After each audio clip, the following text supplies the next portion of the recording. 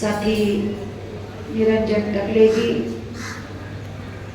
इस सभा को संचालन करने वाले मधु मोहिते जी, रत्ना बोरा जी, दूसरे साथी और आप सभी सामने बैठे हुए देश के कोने कोने से आए हुए समाजवादी आंदोलन को ताकत देने का काम करने वाले मेरे सभी साथियों, जिंदाबाद। सामाजिक न्याय, जन आंदोलन और व्यवस्था परिवर्तन,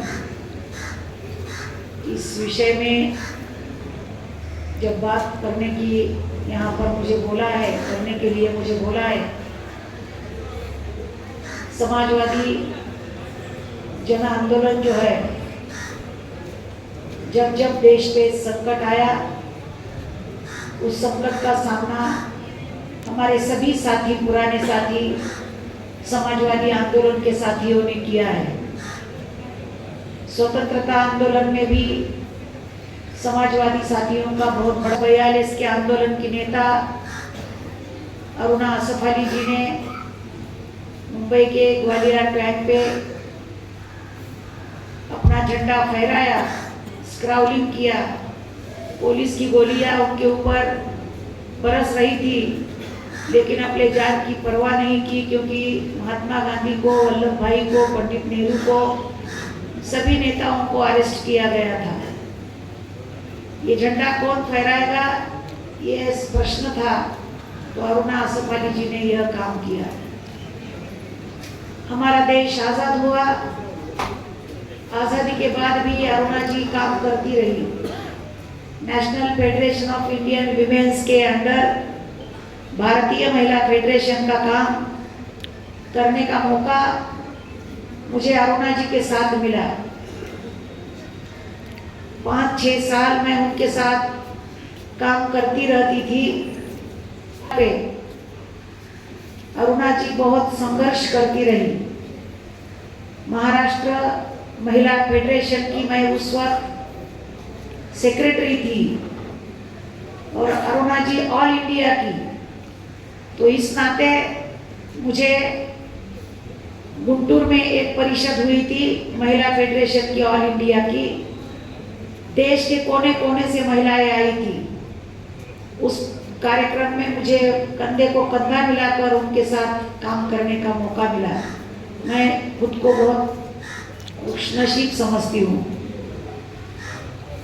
महिला के प्रति आज भी देश के नेताओं का रवैया, सरकार का रवैया अगर अपन देखेंगे तो ज़्यादा फर्क अभी भी पड़ा नहीं है।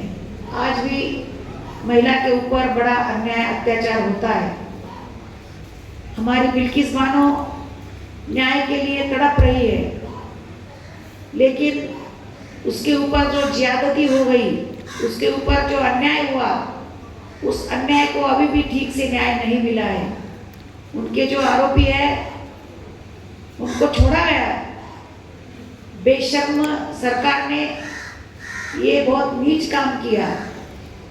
उसके बेटी को उसके सामने निचोड़कर मारा गया, लेकिन फिर भी उसके ऊपर जो अत्याचार हो रहे हैं, हमारे मणिपुर की महिलाएं अन्याय अत्याचार की शिकार बनी हुई है।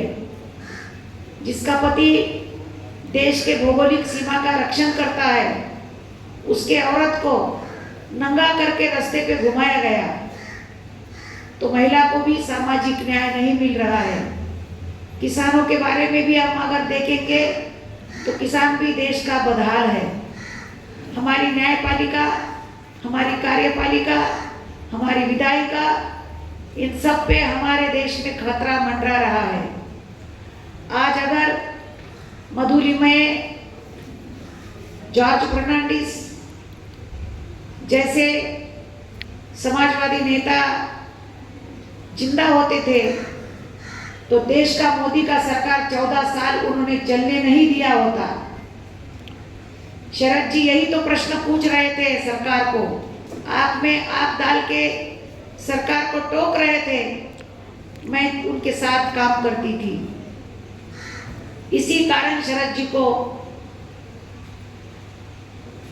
सदन से निष्कासित किया गया। पूरी गलत तरीके से उनको निकाला गया, लेकिन फिर भी बाहर रहकर भी शरद जी ने किया। बाद में स्वास्थ्य खराब होने के कारण उनको ज़्यादा नहीं कुछ कर नहीं सके शरद जी। लेकिन आज हमारी उंगली पे जितने लोग को गिन सकते हैं उतने ही समाजवादी आंदोलन के नेता आज जिंदा है, लेकिन उनकी ताकत आज इतनी बड़ी नहीं रही है, नहीं बची है।